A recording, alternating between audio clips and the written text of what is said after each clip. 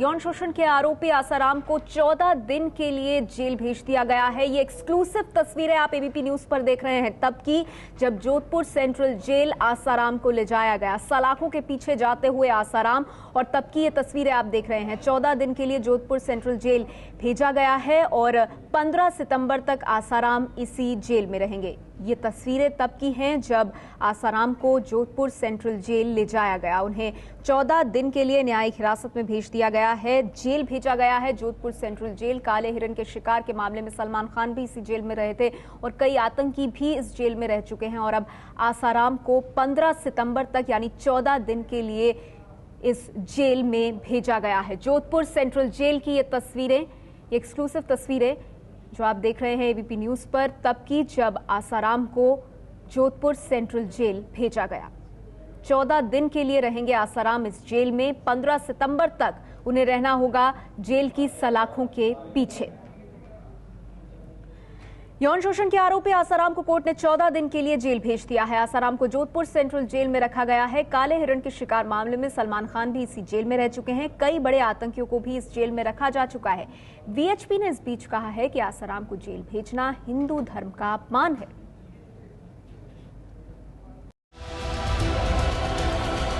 ये तस्वीरें तब की हैं जब आसाराम को जेल भेजा जा रहा था। अब ये तस्वीर बदलकर कुछ ऐसी हो गई है। आसाराम बापू को 14 दिन की न्यायिक हिरासत में भेजा है और ये देखिए आसाराम बापू को यहाँ पर लाया जा रहा है।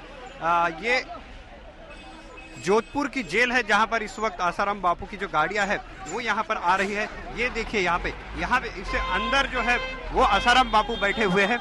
इसमें अंदर की तरफ आसाराम बापू बैठे हुए हैं और उनको लेकर जा रहे हैं। इन्वेस्टिगेशन से जो आरोप लगाए गए थे, all those allegations have been found to be correct. नहीं, रिमांड नहीं मांगा, हमारा इन्वेस्टिगेशन पूरा हो चुका था, हमें रिमांड की और जरूरत नहीं थी। नाबालिग से यौन उत्पीड़न के आरोपी आसाराम को 14 दिनों के लिए कोर्ट ने जेल भेज दिया है। पुलिस ने एक और दिन की रिमांड मांगी थी, लेकिन कोर्ट ने आसाराम को 15 सितंबर तक जेल भेज दिया। आसाराम को जोधपुर सेंट्रल जेल में रखा गया है। इसी जेल में अभिनेता सलमान खान को भी काले हिरण के शिकार के मामले में रखा गया था। जोधपुर जेल सुपरिटेंडेंट का कहना है कि आसाराम को कोई विशेष सुविधा नहीं दी जाएगी, उन्हें एक आम कैदी की तरह ही रखा जाएगा। आसाराम को एक दरी, एक कंबल, एक मग और एक कटोरी दी जाएगी। जैसा कि जेल नियम है या यूं कहा जाए अदालत से जब उन्हें न्यायिक हिरासत में भेजा गया, उसके बाद जो सबसे बड़ी आवश्यकता होती है कि जेल और पुलिस की गाड़ी में ही उन्हें लाया जाता है, यानी कि उसी गाड़ी में, एक बंद गाड़ी में उन्हें लाया गया और उसके बाद सीधा उन्हें अंदर ले जाया गया। फिलहाल आसाराम अब जो है इसी जेल में रहने वाले हैं अगले कुछ दिनों तक। अगर कोई एसेसरी की जरूरत है हेल्थ ग्राउंड पे तो मेडिकली कोई प्रेस्क्रिप्शन होता है जो मेडिकल डॉक्टर्स करते हैं। जो ऑल फैसिलिटीज हैं वो बंदी के जेल के बिहेवियर पर डिसाइड करती हैं कि कैसा है। आसाराम जेल के अंदर है, लेकिन बाहर उनके नाम पर राजनीति भी खूब हो रही है। विश्व हिंदू परिषद के संरक्षक अशोक सिंघल ने आसाराम की गिरफ्तारी को हिंदू धर्म का अपमान बताया है। सोनिया ने हमारे संत, इतने बड़े संत का अपमान किया और तब से झड़ी लगी है हमारे संतों का अपमान करने। वो हमारे पूज्य बापू आसाराम बापू 80 वर्ष की उम्र है, किसी लड़की के ऊपर का रेप का चार्ज लगा करके उनको हमारे गिरफ्तार करते हो। ये गिरफ्तारी उनके लिए नहीं है, गिरफ्तारी हिंदू समाज को बताने के लिए है कि तुम्हारे संत, इनकी हम जो निष्ठा है, जो तुम्हारे अंदर सम्मान है, उनका जो श्रद्धा का भाव है, इसको हम मिटा कर रखते हैं। इससे पहले उमा भारती समेत बीजेपी के कई बड़े नेता आसाराम का बचाव कर चुके हैं। देश में करीब 4 करोड़ लोग आसाराम के भक्त बताए जाते रहे हैं। गिरफ्तारी के बाद आसाराम के भक्तों ने बवाल भी किया। सवाल ये है कि क्या नाबालिग से यौन शोषण के आरोपी आसाराम को जेल में डालना हिंदुओं का अपमान है? सवाल यही उठता है कि आसाराम की गिरफ्तारी फिर उनका जेल जाना, क्या ये हिंदू धर्म का अपमान है, जिस तरह की वीएचपी के नेता अशोक सिंघल दावा कर रहे हैं। हमारे साथ आज की इस चर्चा में खास मेहमान मौजूद हैं। हमारे साथ यहाँ स्टूडियो में हिंदू धर्म गुरु महेंद्र मिश्रा जी मौजूद हैं, साथ ही कांग्रेस पार्टी से शक्ति सिंह गोहिल जी हमारे साथ जुड़ गए हैं, बीजेपी से जय नारायण व्यास जी हमारे साथ इस चर्चा में मौजूद हैं और आसाराम के वकील टीके मनन साहब भी इस चर्चा में हमारे साथ जुड़ गए हैं। साथ ही मेरे सहयोगी विजय विद्रोही भी हमारे साथ बने हुए हैं। आप सबका स्वागत है। महेंद्र मिश्रा जी, इस चर्चा की शुरुआत आप आपसे करना चाहूंगी। एक व्यक्ति पर एक आरोप लगा है, अब वो निर्दोष है या दोषी, ये कानून इस बात का फैसला करेगा। इस पूरे प्रकरण में धर्म को खींच कर लाना, इसका क्या तुक बनता है? देखिए, प्रमाणम धर्म शास्त्रस्य कार्याकार जो उसका कार्य है उसके हिसाब से बांटा गया है। हमारे जो है धर्मशास्त्र में जो भी व्यक्ति धर्म की जो है प्रचार करता है उसको धार्मिक मान लिया जाता है, और उसके फॉलोअर्स जो बन जाते हैं उनको गुरु मान लिया जाता है। ये एक परंपरा शुरू से चली आ रही। हिंदू धर्म जो है, हमारे जो हिंदू धर्म के जो प्रचारक लोग हैं उनके फॉलोअर्स जब काफ़ी हो जाते हैं तो एक बड़े गुरु के रूप में माने जाते हैं। तो जैसे किसी गुरु के ऊपर जब लांछन लगता है, तो जितने भी उनके शिष्य हैं उनको ऐसा प्रतीत होने लगता है कि शायद हिंदू धर्म को नष्ट करने के लिए ऐसी जो है एक तो क्या वो जो गुरु है वो संविधान से ऊपर हो जाता है? क्या वो गुरु कानून से ऊपर हो जाता है? मैं आपकी बात की बात मैं आपको बताता हूं। अगर किसी गुरु को किसी कॉन्सिक्वेंसी में फंसा दिया जाता है और फंसाने के लिए ऐसा एक माहौल खड़ा कर दिया जाता है, और हमारे देश में बहुत सारे गुरु, हमारे विश्व में बहुत सारे जो है ऐसे धर्म गुरु थे जिनको फंसा के जान से मार दिया गया। महेंद्र मिश्रा जी, इस बात का फैसला आप और हम तो नहीं कर सकते ना कि कौन करेगा? कौन करेगा? कानून कैसे करेगा? कानून तो फंसाने का भी काम करता है ना। कानून तो देखिए, ये क्या बचाने का भी काम करता है। हाँ, बचाने का भी काम करता है, फंसाने का भी काम करता है। ये डाउट, ये देखिए, ये संदेह है, उससे देश चलता है। मैंने आपको क्या कहा? प्रमाणम धर्म शास्त्र कार्याकार। ये बात आप कहकर देश की 50% महिलाओं का अपमान नहीं कर रहे। मैं महिलाओं की इज्जत करता हूं। महिलाओं से माता समानास्ति शरीर तोषणी, भार्या समानास्ति शरीर पोषणी। तो मैं कह रहा हूं स्त्री का सम्मान पूरा है, लेकिन अगर किसी स्त्री के द्वारा किसी बहुत बड़े महंत या साधु का जो है अनादर करने की संभावनाएं कहीं बन जाती है, तो उस समय हम लोग जो कि भारत में संस्कृत को बचाने का काम करने की कोशिश करते हैं। धर्म गुरु जब करे तो, धर्म गुरु करे तो वो अपराध है। और अब देखिए, अब प्रोसीडिंग शुरू हो गई। अब प्रोसीडिंग शुरू हो गई, उनको जेल में भेज दिया गया। आप जरा गौर कीजिए, आपकी बातों में बहुत बार अगर आ रहा है, तो इस अगर का फैसला सही है या गलत है तो कानून करेगा ना। कानून पर विश्वास होना चाहिए। इसके बीच में धर्म को लाने का क्या तर्क बनता है, ये सवाल है। मैं बाकी मेहमानों के पास जाना चाहूंगी। जय नारायण व्यास जी, सवाल ये उठता है कि अगर आसाराम की गिरफ्तारी हुई है, उन पर आरोप लगे हैं और अब उनको 14 दिन के लिए जेल भेज दिया गया है, तो इससे हिंदू धर्म का अपमान कैसे होता है?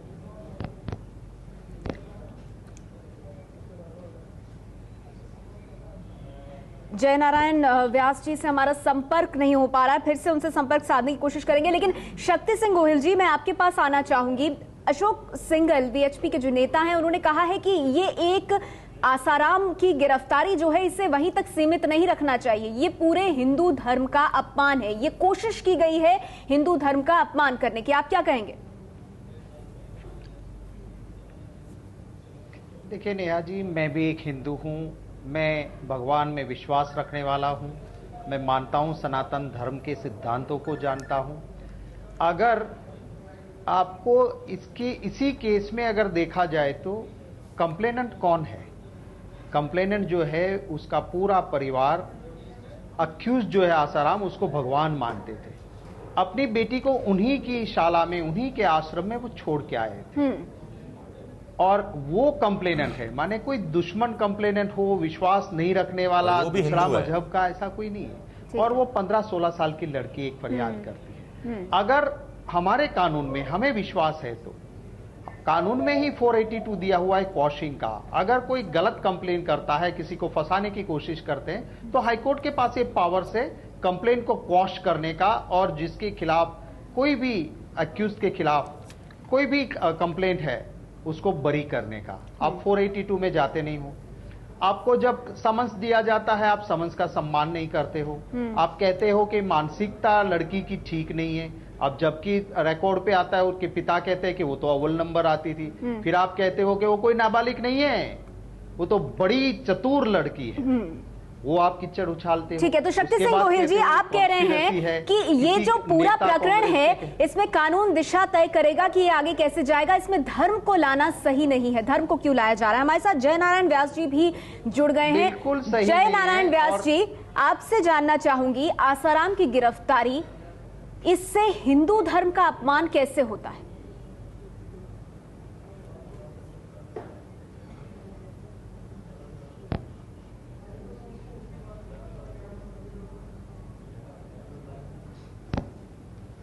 देखिए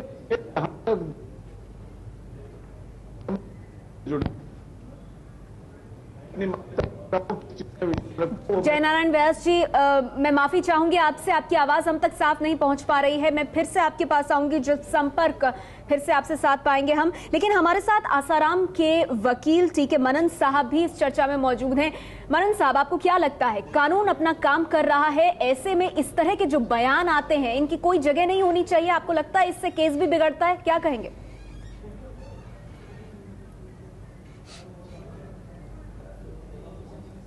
बिल्कुल, मैं आपकी बात से सहमत हूं। चूंकि मैं देख रहा हूं, क्योंकि कल से पहले जब तक मैंने एफआईआर नहीं पढ़ी थी, बाकी डॉक्यूमेंट्स नहीं देखे थे, पूरा सर्कमस्टांसेस का जायजा नहीं लिया था, शायद मेरी भी धारणा दूसरी थी। मैं सबसे पहले आप मीडिया से आग्रह करूंगा कि अब इस स्टोरी को बैलेंस रखिए, चूंकि इस पे प्रिजुडिस होती है, कोर्ट भी, न्यायालय भी, पब्लिक परसेप्शन बनता है। आपका एक लाइन का तोड़ या मोड़ या किसी मुकदमे की दिशा देना इस समय में, मैं जो चाहूंगा आपकी भूमिका, मैं मीडिया को हमेशा से और पहले से, और मैं मानता हूं कि ये डेमोक्रेसी का फोर्थ पिलर है। हाँ। और डेमोक्रेसी में मीडिया का पूरा एक रोल है। आज आपका भी ये रोल बनता है कि बैलेंस स्टोरी होनी चाहिए। अब अगर एफआईआर को आप देखेंगे, मैं आज सारी बहस आपके सामने तो नहीं रख पाऊंगा, चूंकि कल 11 बजे बहस होगी, आपके कॉरेस्पॉन्डेंट वहां होंगे। आज भी उन्होंने मुझे कुछ सुना होगा कोर्ट में। हाँ। जो मैंने तर्क रखे हैं वहां पे, लेकिन जो सेक्सुअल असॉल्ट है, ये पार्लियामेंट में जिस समय बहस हो रही थी, उस समय भी शरद यादव जैसे बड़े नेताओं ने ये बात कही थी कि इसका कल को दुरुपयोग होगा, और ये अब शुरुआत है।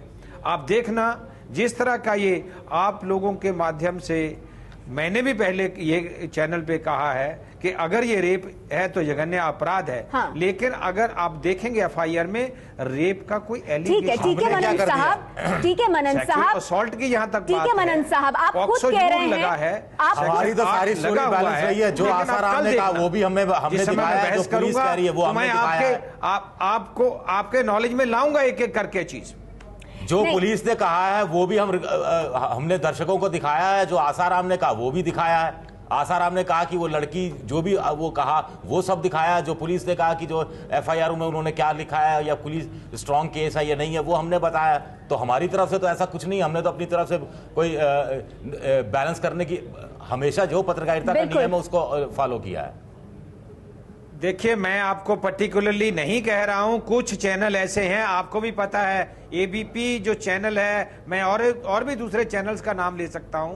कुछ चैनल्स ऐसे हैं जो आपके मीडिया में भी ऐसे लोग हैं जो स्टोरी को मिर्च मसाला बनाते हैं। नहीं मनन साहब, ये ठीक है, तो वही हम आपको बता रहे हैं कि एबीपी न्यूज की लाइन इस खबर में और बाकी खबरों में वही रही है कि दोनों पक्ष दिखाए जा रहे हैं। सबसे बड़ा मैं दोषी दिल्ली पुलिस को मानता हूं, जिन्होंने 376 धारा इसमें लगा दी।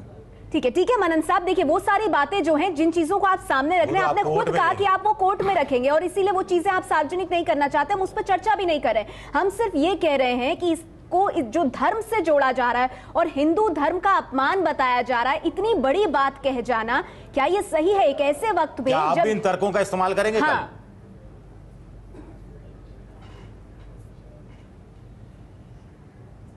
मैं एक बड़े नम्रता पूर्वक आपको कहना चाहता हूं, मैं खुद हिंदू हूं, जाति से ब्राह्मण हूं, लेकिन मैं इन चीजों में विश्वास नहीं रखता। ठीक है, बिल्कुल विश्वास नहीं रखता। मैं कानून का आदमी हूं, कानून को मैं मानता हूं। इस देश में, सभ्य समाज में सभ्य व्यक्ति हमेशा कानून का ही पालन करता है। मैं जहां तक कानून की बात करूंगा, उसमें किसी धर्म, मजहब, ठीक है मनन साहब, आपने अपनी बात बहुत साफ तरह से रखी। आपने कहा कि यहाँ पर कानून को अपना काम करना है, धर्म को बीच में लाने की कोई जरूरत नहीं है। महेंद्र मिश्रा जी, इसीलिए ये सवाल उठता है कि धर्म को बीच में क्यों लाया जा रहा है? मैं कह रहा हूं, मैंने पहले भी कहा है कि अगर कोई व्यक्ति जिसके फॉलोअर्स जो है करीब 4 करोड़ या 5 करोड़ हिंदू है, तो उसको ये माना जाता है कि ये हिंदू के जो है ये नेता है। और देखने में यह है कि पिछले दिनों सीक्वेंस से जो है बहुत सारे हिंदू जो थे नेता, उनके ऊपर टारगेट हुआ है, उनको जो है बदनाम करने की कोशिश की गई है। उसमें से तो उसका फैसला तो कानून करेगा ना महेंद्र मिश्रा जी। कानून क्या करेगा? कानून तो आज तक जो है ये 60 साल बीत गया, कुछ नहीं किया। कानून ने गरीबों को नहीं किया। मैं ये कह रहा हूँ कि जब मैं आपको एक चीज बताना चाहता हूँ कि हमारा देश जो है 60 साल हुआ आजाद हुए, 60-62 साल। मैं ये कह रहा हूँ जब लड़ाई होती थी डिफेंस में पहले अपने दुश्मन को गिराने के लिए लोग प्लांट करते थे, एक स्पाई भेज दिया करते थे। अच्छा चलिए ठीक है, ताकि वो धर्म बदनाम हो जाए। अब हमारे धर्म में इस तरह के अगर स्पाई आए हैं और आप जो है मीडिया वाले हैं तो आपको फोटो कॉपी करने का काम नहीं है, आपको स्टोरी निकालने का काम है। आपको चाहिए कि कहीं ऐसा तो नहीं है, कहीं ऐसा तो नहीं है कि हिंदू धर्म को बदनाम करने के लिए एक बहुत बड़ी साजिश हो रही है। बहुत सारी मिशनरीज हैं जो पैसा भेज रही हैं, जो कन्वर्टेड करा रही हिंदू को। कहीं ऐसा तो नहीं है कि वो लोग आ गए हो। आपने तो कुछ भी नहीं किया। आप नेता से बात कर रहे हैं।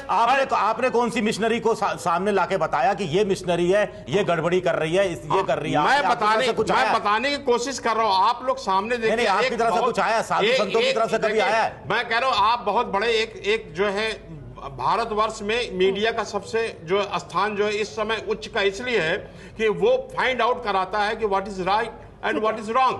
तो इसलिए मैं आपके माध्यम से ये कहना चाहता हूं कि आप कई बड़े साधु संत अगर आप लोग से अनुरोध है कि आइंदा से कभी ऐसा ना हो। और नहीं महेंद्र मिश्रा जी, हम क्या कर रहे हैं? हम सवाल उठा रहे हैं। सवाल उठाना मीडिया का काम है। चलिए आपने अपनी बात, नेताओं को ला रहे हैं, वो नेता जिन्होंने 60 साल देश को लूटा।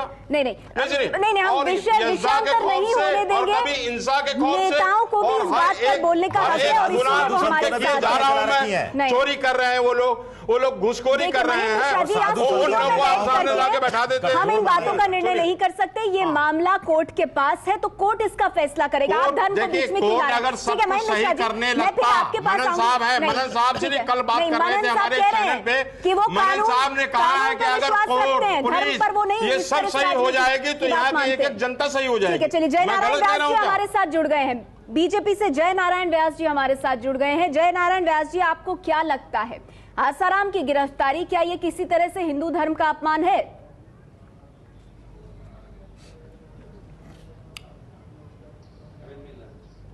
देखिए, जहां तक धर्म का सवाल है वो मैं किसी इतना कहां भावनाएं जुड़ी है उस दुख रखता है।